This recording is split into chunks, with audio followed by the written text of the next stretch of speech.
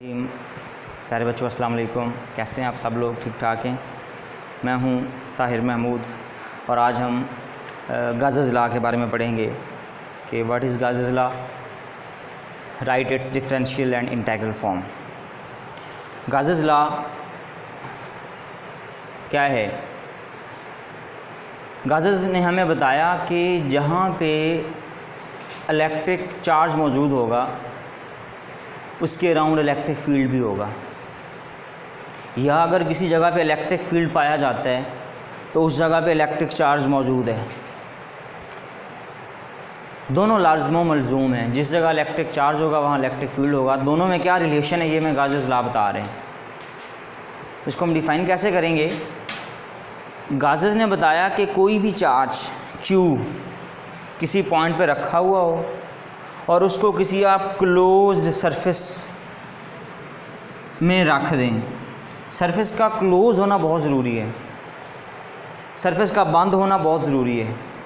Close surface उसके अंदर उसको रखा जाए तो उससे इलेक्ट्रिक फील्ड लाइंस निकलेंगी उस सरफेस से। अगर वो पॉजिटिव चार्ज है तो इलेक्ट्रिक फील्ड लाइंस उससे बाहर की तरफ निकलेंगी, अगर नेगेटिव चार्ज रखा गया है तो उसमें एंटर होंगी। हम कहते हैं कि पॉजिटिव चार्ज है, electric field lines comes out from that surface. ज़ाहिर बात है इलेक्ट्रिक फील्ड लाइंस अगर मौजूद हैं, पास कर रही हैं, तो फ्लक्स भी होगा। अब फ्लक्स के बारे में हमें गाज़ेस बता रहे हैं कि इस सूरत में जो फ्लक्स होगा वो होगा प्रोडक्ट ऑफ चार्ज जो इस क्लोज सरफेस के अंदर रखा गया है, मल्टीप्लाइड बाय इस मीडियम की परमिटिविटी जिसमें ये चार्ज रखा गया है, जो हमारे केस में एयर है। उस सूरत में हम उसे बोलते हैं एप्सिलॉन नॉट। अगर कोई दूसरा मीडियम रख दें फिर उस सूरत में एप्सिलॉन नॉट आ जाएगी। तो टोटल फ्लक्स जो है वो फिर क्या हो जाएगा? Q times 1 over epsilon naught. This is called Gauss's law. इसके हम प्रूफ की तरफ भी बढ़ेंगे। इसको डिफ़ाइन कैसे करेंगे? Electric flux through any close surface is equal to 1 over epsilon naught times charge enclosed by that surface. ठीक है। उसके बाद इसका प्रूफ उसके लिए आप करें कि consider a positive test charge, positive point charges placed in a closed surface. Electric field lines comes out of the surface. Take a small area element dA of the surface at any point P। याद रखें पीछे हमने electric flux के बारे में पढ़ा है कि इलेक्ट्रिक फ्लक्स जो है वो होता है dot product of E and A।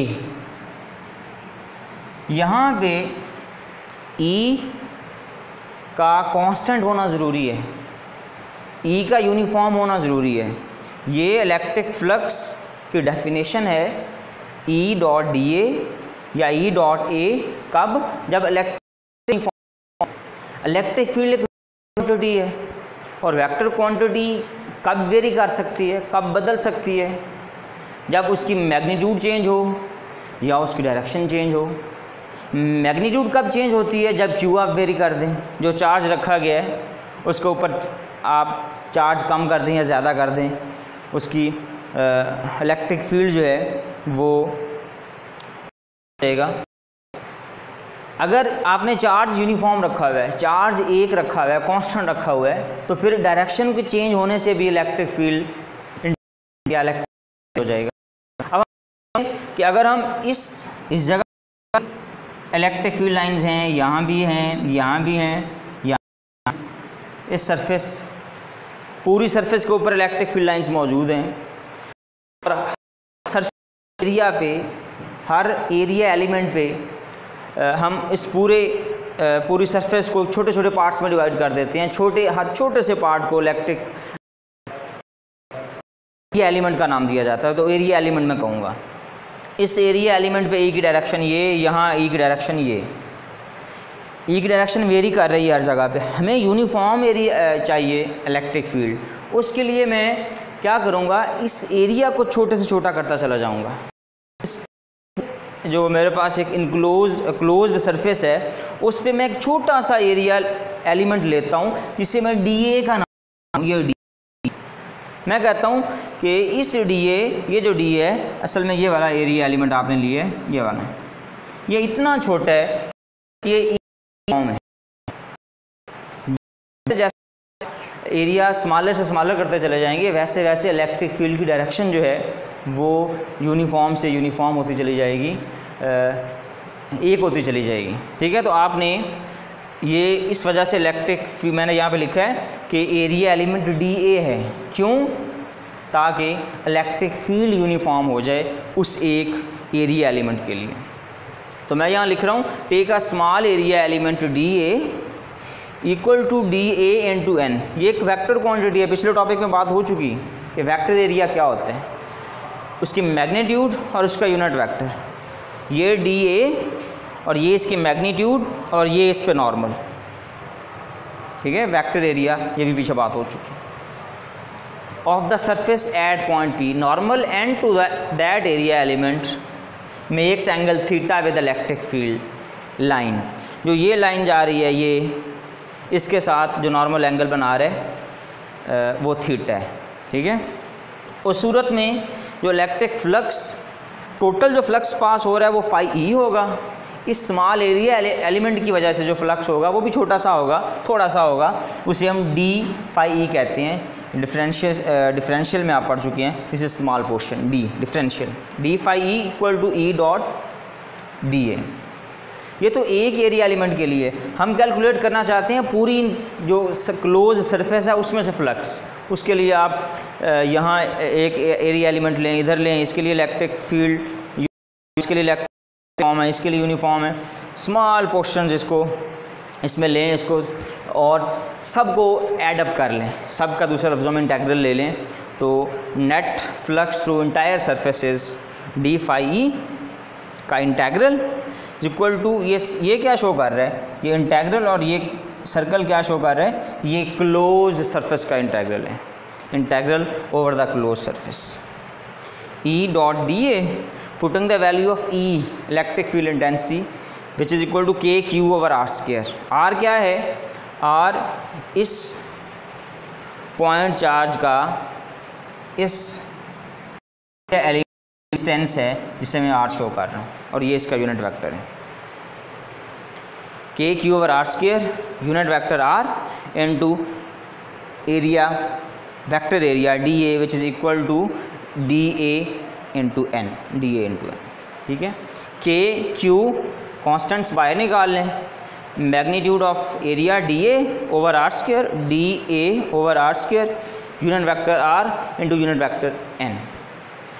यहाँ पे हमने बच्चों दो सपोजिशंस करनी है। पहली सपोजिशन ये है, हम कहते हैं कि पिछले हमने पढ़ा है कि इलेक्ट्रिक फ्लक्स मैक्सिमम तब होता है, सिंपलेस्ट केस तब होता है इलेक्ट्रिक फ्लक्स का, जब इलेक्ट्रिक फील्ड लाइंस और वेक्टर एरिया में एंगल ज़ीरो हो। एंगल ज़ीरो मीन क्या है कि अगर ये इलेक्ट्रिक फील्ड लाइंस आ रही हैं इस तरह से, तो एरिया एलिमेंट जो है वो उसके परपेंडिकुलरली हेल्ड किया जाए।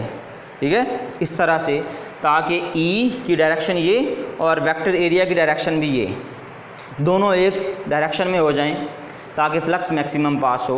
हम यहाँ पे ये केस बना रहे हैं, हम स्पेशल केस ले रहे हैं। हम सपोज कर रहे हैं कि ई बी सी डायरेक्शन में है, एन बी सी डायरेक्शन में है, एंगल दोनों में ज़ीरो है, तो इसको मैं लिखूँगा यूनिट वेक्टर आर की मैग्नीट्यूड 1, एन की मैग्नीट्यूड 1, एंगल दोनों में ज़ीरो बिकॉज दोनों एक ही डायरेक्शन में है, कॉस ज़ीरो।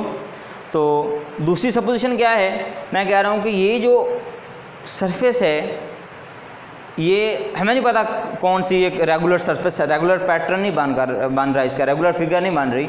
हम इसको किसी स्फीयर से क्लोज कर देते हैं, इस पूरी सरफेस को। मैं कहता हूँ कि ये जो पूरी सरफेस है ये इस स्फीयर के अंदर क्लोज्ड है। क्यों? क्योंकि हमने कैलकुलेट करना है इलेक्ट्रिक फ्लक्स। जितना फ्लक्स, जितनी इलेक्ट्रिक फील्ड लाइन इस क्लोज्ड सरफेस से पास होनी है, ज़ाहिर बात है उतनी ही इस स्फीयर से पास होनी है जिसके अंदर इस सरफेस को रखा गया है। ऐसा क्यों कर रहे हैं? क्योंकि इस सरफेस का एरिया का फार्मूला मैंने पता नहीं है, जबकि अगर हम इसको सिर्फ किसी स्फीयर से घेर देंगे तो उसका एरिया हम जानते हैं, वो 4πr² होता है, जो हमने यहाँ यूज़ करना है अगर इस सारे स्फीयर का रेडियस r हो। ठीक है, तो मैं लिखूँगा KQ/r², KQ ये r² बाहर चला गया, एरिया का इंटायर आ जाना है वो 4πr²। क्यों कर रहे हैं? फ्लक्स स्फीयर से उतना ही से पास होने, हम दोनों फ्लक्स के दोनों इक्वल होता है, हम फ्री ऑफ ले सकते हैं। वैल्यू ऑफ के की वैल्यू आप इसमें पुट करें, विच इज इक्वल टू 1/, हाँ जी, 4πε0, तो ये Q यहाँ पे आ जाएगा, Q/4πε0 इंटू r², और इसका आ जाएगा 4πr²। 4π से 4π कट जाना है, r² से r² कटना है, you will get final result of Q/4Q/ε0। This is final result of electric flux by Gauss's law. अब हमने इसकी डिफरेंशियल और इंटेग्रल फॉर्म की बात करनी है।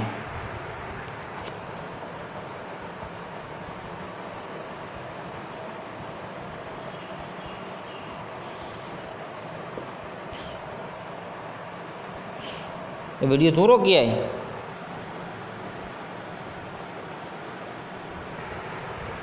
हाँ जी, तो इस तरह से final result of flux according to Gauss's law Q/ε आया। Integral form,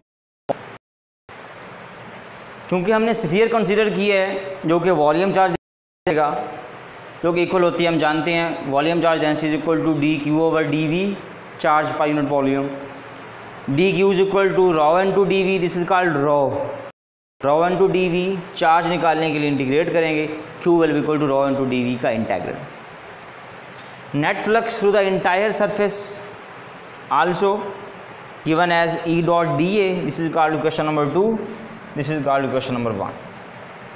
according to Gauss's law flux is equal to Q/ε0, putting the value of की फ्रॉम क्वेश्चन 1, Q की वैल्यू पुट करें यहाँ पे ρ/dV/ε0। ये क्वेश्चन 3, 2 और 3 दोनों फ्लक्स हैं, left side equal right side equal हो जाएंगी। Comparing question 2 and 3 will get E.dA 1/ε0 ρ/dV। This is the integral form of Gauss's law. हाँ जी, अब हमने बात करनी है गाजेस लॉ की डिफरेंशियल फॉर्म की। इसको हम ड्राइव करेंगे integral form of Gauss's law से, जो अब हम ड्राइव कर चुके। E.dA is equal to 1/ε0 ρ/dV, which is integral form of Gauss's law। Apply Gauss's divergence theorem. First part में आपने पढ़ा है कि गाजेस डाइवर्जेंस थ्योरम किसी भी वेक्टर E के सरफेस इंटीग्रल को उसके वॉल्यूम इंटीग्रल में कन्वर्ट करता है। Surface integral of E is the integral of divergence of E। Surface integral of E is converted into volume integral of divergence of vector E over the closed volume enclosed by that surface। ठीक है, तो ये apply करें, E.dA del into E dV बन जाएगा। This is called question number 1, this is called question number 2। Comparing question 1 and 2 दोनों sides equal, ये sides भी इक्वल हो जाएंगी। del dot E dV is equal to 1/ε0 ρ/dV। इस सारी टर्म को उधर ले जाएं, हो जाए 0। दोनों के डिफरेंशियल्स dV हैं, दोनों को एक इंटीग्रल में कर लें, दोनों को एक इंटीग्रल में करेंगे। del dot E minus ρ/ε0 to dV, ये इंटीग्रल ये डिफरेंशियल दोनों कैंसिल आउट हो जाएंगे। del dot E minus ρ/ε0 equal to 0, you will get E is equal to ρ/ε0। Differential form of Gauss's law है। ओके बच्चे, अल्लाह हाफिज़, बाकी इंशाल्लाह कल।